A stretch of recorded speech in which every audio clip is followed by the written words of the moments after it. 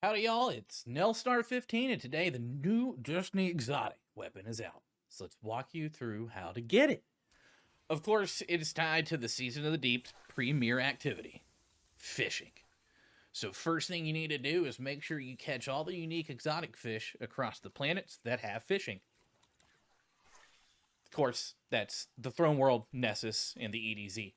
Keep in mind that the axe head doesn't count towards this quest or event. Each planet is going to have their own individual fish that you need to catch in order to start this old boy up. The fish are the Aeonian Alpha Beta fish from the EDZ, the Moth Carp exotic fish from the Throne World, and the Vexing Placoderm from Nessus. Once you catch these, head to the helm and turn them in. You'll be given these broken blades. There's going to be 3 of them. It's the broken blades of Ambition, Cunning, and Strife. Now, it's time to head into a deep dive. You got to turn in these broken blades at certain statues throughout the deep dive, and the first one, it gets you right off the bat. So jump down and follow the path on screen so that you can turn in the first blade, and you'll know it works whenever the thing turns red. But don't go too fast, because you might actually miss it. I may or may not have jumped past them or run past them a couple times trying to get it. If you're not paying attention, again, you might just jump off and go a little bit too far. Most of the time you can get back to it, though, so don't worry. Once you get this first one, it's time to move on to the second one. It's pretty easy, trust me. Go ahead and go start the first encounter. Once you finish this encounter, jump up to the ledge to the left of the entrance to the next part of the activity, and you'll be treated with the next statue. You can see it here on screen. Now, we move on to the final statue. It comes up fast, but I left this next part of dialogue in the video because I thought it was pretty funny between Sloan and Drifter. But we're heading to it, I promise.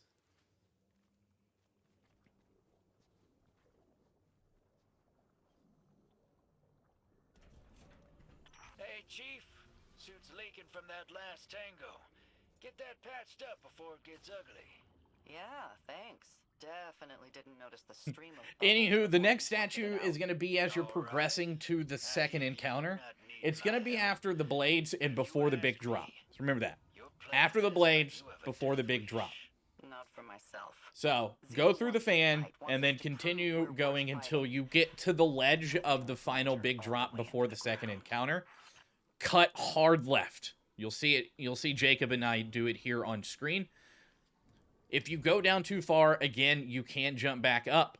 So no worries. So it'll be right up here on the left. Grab this, and it's time to start the next portion of this event. It's really fun. So go do the second encounter, and then you'll notice something special. Bear your violence upon mine altar. That door on the right side of the room will open, and it's time to carve a path of violence. No, actually, like, really, you need to activate a statue to carve a path of violence.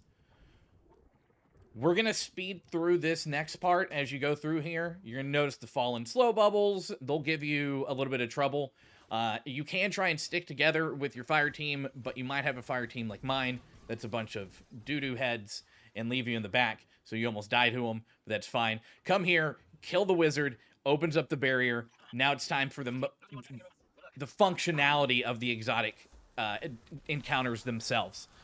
You're going to notice a big knight in the middle of the room. He's going to take barely any damage. So you'll need to kill these servile minotaurs. When they're all dead, you'll be able to damage the knight. He doesn't have a lot of health in the first phase. This is just an intro. It's a, hey, here's what you need to do. So get them down, get that first bit, and continue down the path. Don't die like I did. I'm trash. Not gonna lie, this next part, once we get to it, I was kind of dumb, and we didn't realize what you needed to do to open the door at the end of the hallway. So kill everything here, and then you'll notice that at the end of the room is a staircase. Underneath the staircase is a pyramid-style switch. You'll need to activate that so that you can move on to the next portion of the encounter. You do have an encounter timer throughout this, so make sure you move fast. Same thing in this room. Kill your Minotaurs, and then you can damage the boss. Once you finish the night, it's time to move on to the next portion. We had about 9 minutes going into this, and it was plenty of time. So just keep that in mind as you move forward. Now we do the same thing, but this is for all the marbles. Go through, find the 3 Minotaurs, and take them out. You'll notice that you gain Deathly Sharp. Once you have times 3, you can attack the Tormentor boss in the center room. Fair warning, he's very tanky. It's going to take some time to get him down. And just in case you wanted to know, we decided to go with 2 Hunters using Gathering Storm. We offset them as we threw them. A Geomag Warlock, and then Machine Gun or Precision Heavy of your choice for damage. I use Thunderlord. It's my preference. There's probably a better way to do this. It's just how we went about it.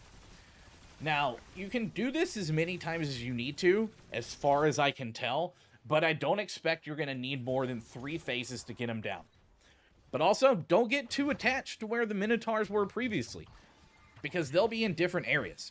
So just traverse around, you'll be able to find them, and then you'll be able to do damage once you have Deathly Sharp times 3.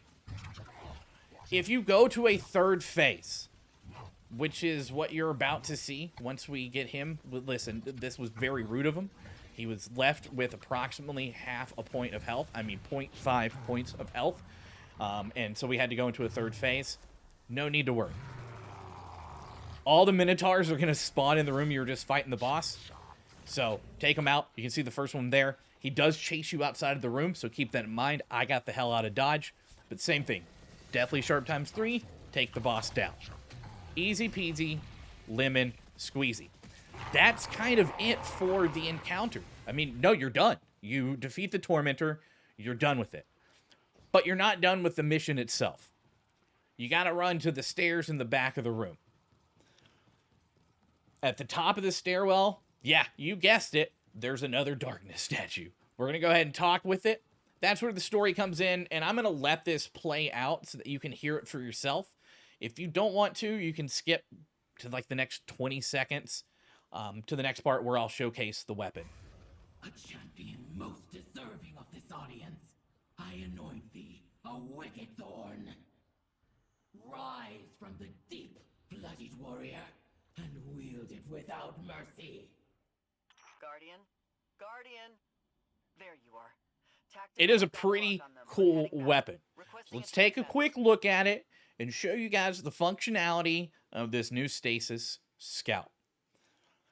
Its exotic perk is called Creeping Attrition, which, when rapidly landing precision hits, causes targets to become slow.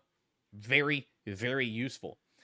Its other feature is Tithing Harvest, in which precision final blows, while Creeping Attrition is active, create a stasis shard that returns to you, and it refills the magazine. So really think Thorn, but stasis. So let's go to the EDZ and actually see this bad boy in action. Now, keep in mind, you need to be attacking not rank and file enemies to get Creeping Attrition unless you're popping off headshot after headshot. But if you notice, if I have Creeping Attrition, I get a kill. That stasis shard comes right back to me. And it refills the magazine. But it also slows the enemies that you're attacking. It does a bunch of different things to keep you in battle longer and without having to take breaks to reload, get out of dodge, worry about things. If you're just popping off on the other enemies, like I said, you won't get it, so focus on elites or champs and those things. But that's it for me. That's the new exotic. Wicked Implement. Again, my name is Nelstar. Thank you for watching, and remember to like, comment, and subscribe.